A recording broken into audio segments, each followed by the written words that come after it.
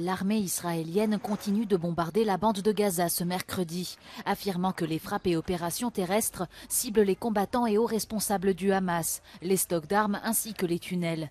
La ville de Khan Younes, dans le sud de l'enclave palestinienne, est encerclée.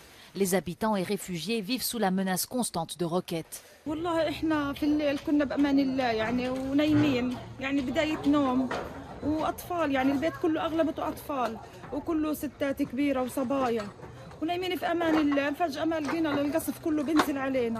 Le nombre de victimes continue d'augmenter. Selon le Hamas, 16 278 personnes, dont plus de 70% de femmes et d'enfants, ont été tuées dans les bombardements israéliens. L'hôpital Kamanadouane, le dernier ouvert dans le nord de Gaza, a cessé de fonctionner faute de carburant et se trouve dans une situation critique. Selon le haut-commissaire de l'ONU aux droits de l'homme, les conditions de vie des Gazaouis sont une horreur totale. Les forces de défense israéliennes ont déclaré avoir frappé environ 250 cibles dans la bande de Gaza au cours des dernières 24 heures. Tsahal a également ordonné à un avion de l'armée de l'air de frapper des cibles dans la région de Deir al-Balah.